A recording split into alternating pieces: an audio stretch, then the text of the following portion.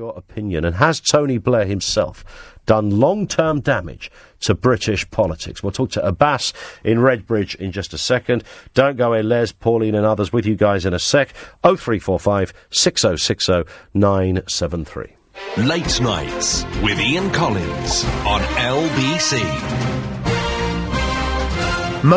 Leading Britain's conversation. 0345 6060 973. Do we give Tony Blair a bit of a break? Is he really responsible for all the ills of our current image of politics? When you look at it, it's rotten because of Blair. Well, if he went above the facts, and just before I speak to Abbas, can I just play you a clip of John McTiernan, who is the former political secretary to Tony Blair. So he's clearly a Blairite, and I'm looking for Blairite. But this is John McTiernan reacting to John Chilcot's comments that Tony Blair has damaged British politics for years to come. So John Chilcot exhibits some of the worst habits of modern politics. He wrote quite a bland report, which didn't make any big accusations, and wrote a kind of teasing press release in which he implied and accused Tony of many things. He's done the same today.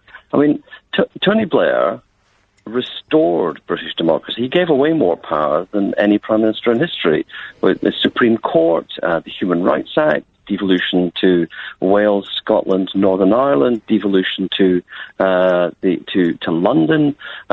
You've got there's a whole host of ways. Freedom of Information Act, in which he actually took away power from the executive and gave it to ordinary people. Well, there you go. He's a nice bloke all around. Don't take my word for it. Take Tony Blair's best friend's word for it.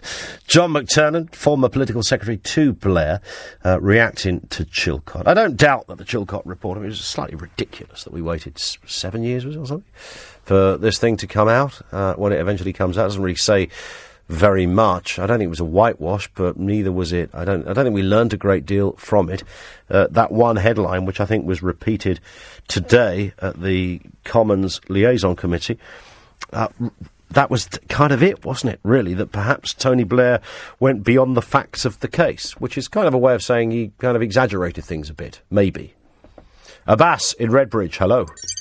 Hi there, good evening. Good evening to you. Basically, what I'd like to say is I voted for Tony Blair on the first round when he came into power the first time, and I was enthusiastic, and I was, it was going to be new change, and it was going to be a better England for all of us, and that's what I thought. And yes, he did do some good things as well, and of course you can't just say he did everything that was bad. But when it comes to Iraq, I really don't have the faith that you have that he did it out of best intentions. Because if your chief weapons inspectors are telling you that there aren't weapons of mass destruction, they are resigning as a consequence of you going to war for that reason. If the evidence is stacked against that, if, you've got senior Americans saying we've got to bomb them because it's the world's largest untapped oil reserve, $1.1 trillion worth, and we can't have Saddam Hussein controlling that. And in fact, Dick Cheney admitted that to Trevor McDonald on the London Tonight programme, and he said, and his exact words were, it's irrelevant as to why we went into Iraq. What is relevant is that it was in the American interest. We could not have Saddam Hussein controlling the largest untapped oil reserves, $1.1 trillion worth, and holding America to ransom.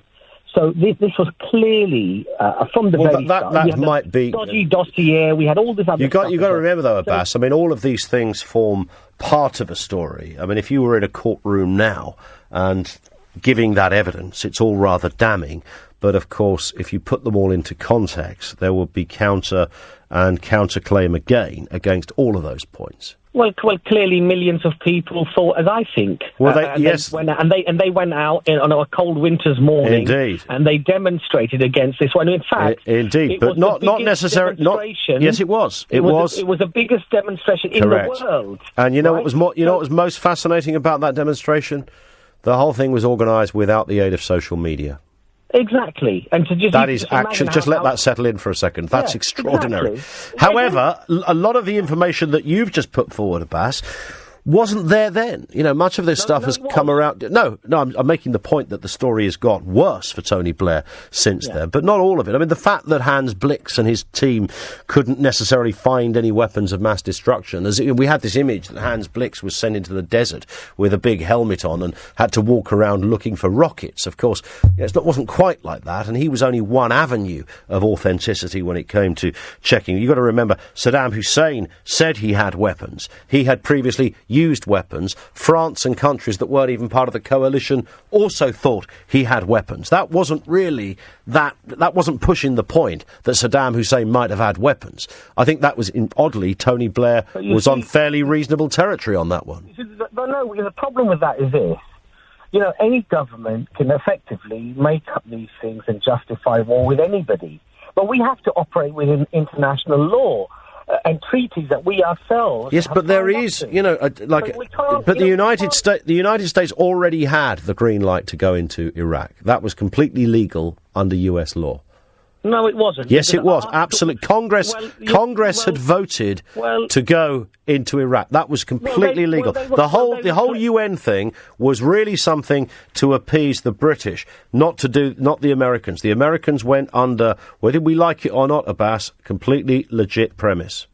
Well, they went under their own domestic law, but when it comes to international law, clearly there was not a case for war. That's why 90%, 95% of the countries around that entire world were against the war. And Article 1441 did explicitly said that it does not give a mandate, a green light for war, that you would have to go back to the United Nations and you would have to get that green light. And we didn't get that green light. And even the Attorney General initially came back that it was illegal. But you don't have to go back and revise his decision. And then he came back and said, But again, you've put it in very simplistic terms. That the Attorney General said, it's illegal, which isn't quite the case. The Attorney General, I think the words were on the lines of he wasn't sure whether it was a persuasive enough account to actually go to war. You also have to remember that the United Nations are not legally binding bodies. You know, these are optional bodies you can go to. The bottom line here is this.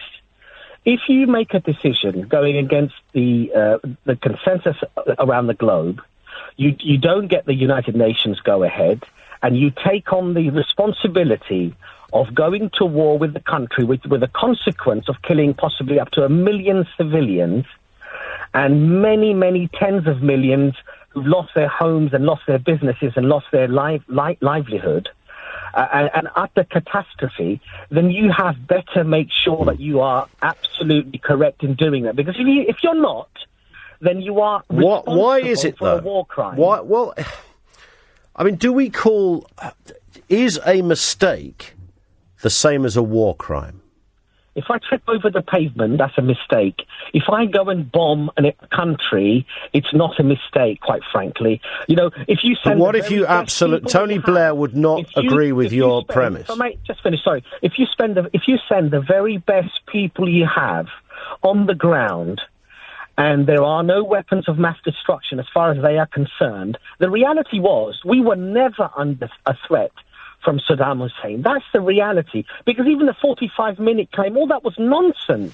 It was all made up. Yeah, hang on. You see, this is where it all goes a bit pear-shaped. It was all made up. You see, I don't believe it was all made up. I don't believe they sat in Downing Street and went, hey, look, what should we do? Let's come up with a 45... It would be so easy to rumble, and it was, that you wouldn't be that stupid. But I'd ask you... You're very trusting, because that's all I can say. Well, I tell you what, listen, I've worked alongside some of these guys on either side of the political divide, and the idea that they sat in Downing Street and said, let's make something up, knowing full well that in a couple of years, people like you and me, Abbas, can sit on the national radio and talk about it. I mean, would they really be, Alistair Campbell, people like this, would they really have been that stupid? Well, their track record in terms of being honourable and decent, it was perfect up till then. People... Perfect up till then. People loved... You voted for him.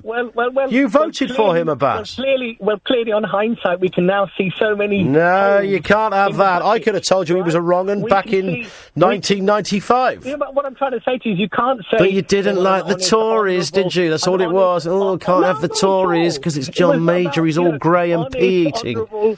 people, because clearly they're not honest and honourable because of all the fiascos that keep coming out about them. Tell me this. The reality here, I think, is it was for strategic reasons and it was for oil. Okay. I think there's probably something in. There's probably something in some of that. What I'm intrigued by, Abbas, is why other members of the coalition forces, I'm thinking, obviously there's the United States, but there's also Australia, there's Poland, that were involved in the Iraq war, why this debate doesn't rage there too, about their various leaders being taken to The Hague for war crimes, why we don't hear that should be the case for people like Miller, who was the commander in Poland, or in Australia, which was actually John Howard, who was in here today at LBC, strangely enough. He was the Commander-in-Chief of the Aussie Army, but I'm not aware there's an Australian narrative to take him to The Hague. I'll tell you why. I find that a lot of people within a lot of nations are very, very nationalistic to the extent